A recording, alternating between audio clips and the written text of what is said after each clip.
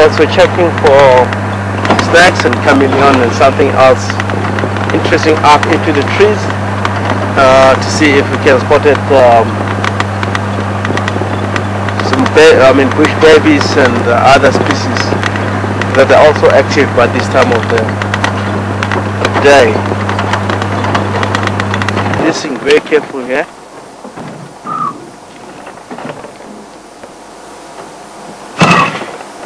You heard that right at the top. It's very difficult to spot these species of an owl, which is a scops owl. They're really up into the tree.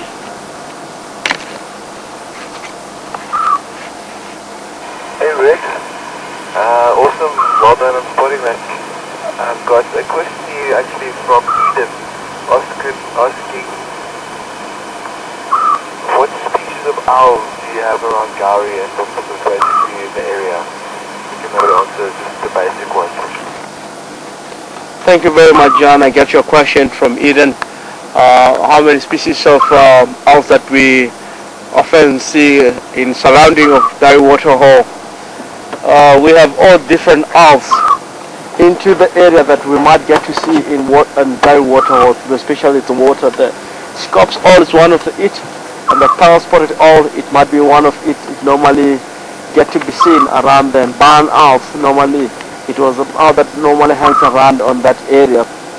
And also we have a Verison owl, a large spotted eagle owl, which is a new name that called Verison owl, that is normally hangs around there. And we have a large spotted owl also that it's one of the species that hangs around into the area. And the white-faced owl is one of the species that we have into the area.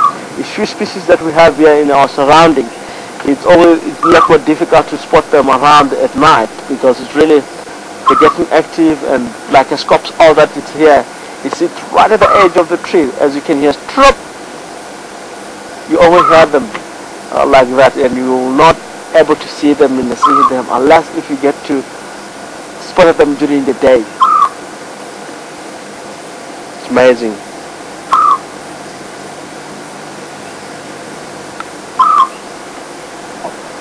Try to scan here the bush. The color of the scops owl is almost the color of this jackalberry tree.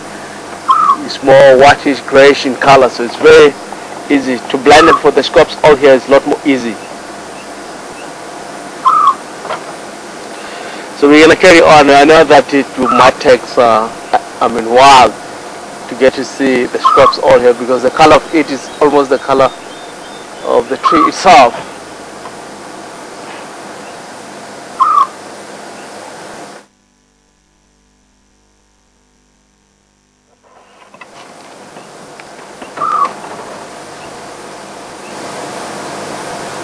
Sorry, what did you say? Just want to give them time to listen to the scops owl.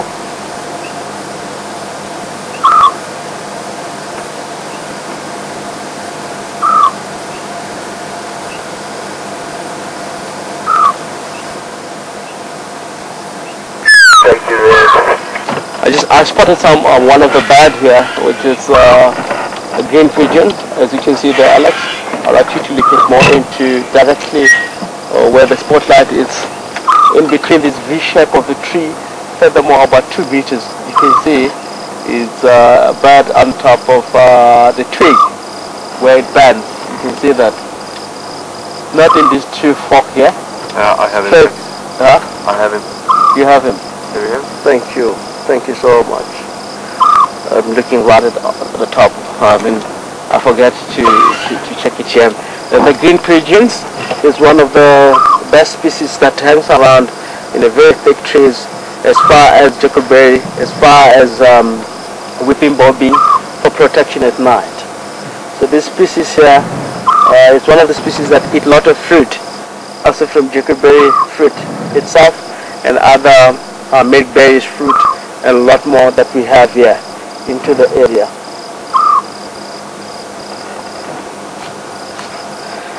Yes, it's a little bit difficult to see because the color of it is almost the color of the tree itself. So we're able to see him, but we're not able to get to spot the scopes all that's up into the tree because of the camouflage of the owl itself. It's really the color of the back of the tree that will be very difficult to spot it. So that it was a green pigeon.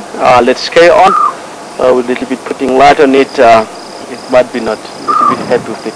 So we're gonna head it straight into the north and checking up into the west.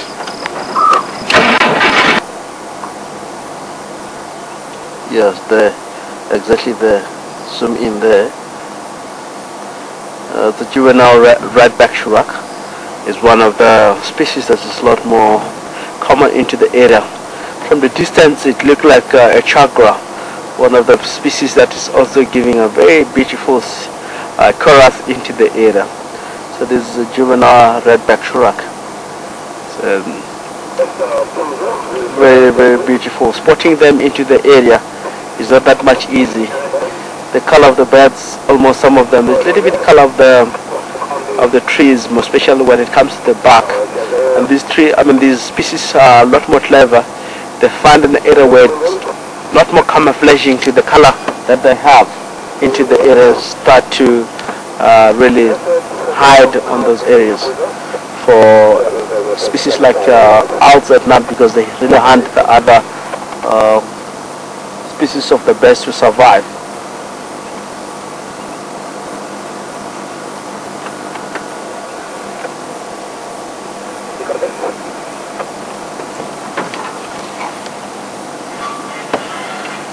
A lot more beautiful. Look at that.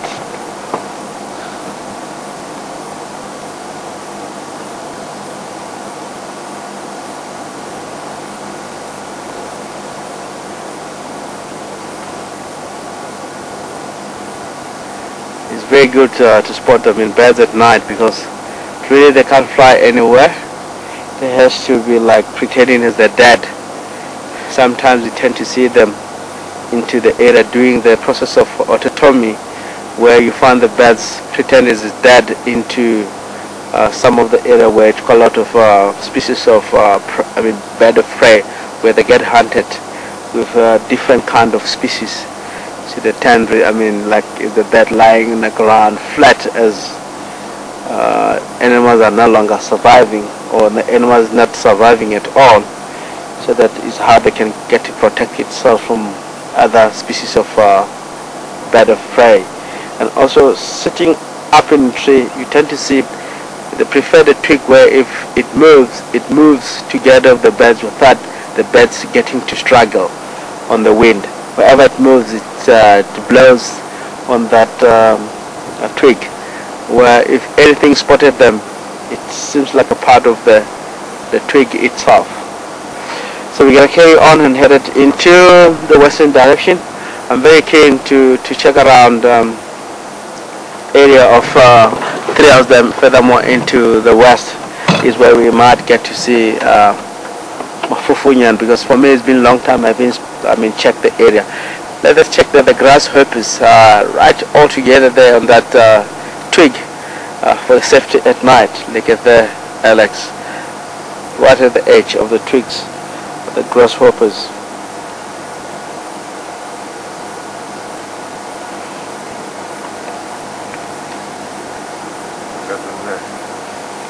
Just a little bit, yeah, not really.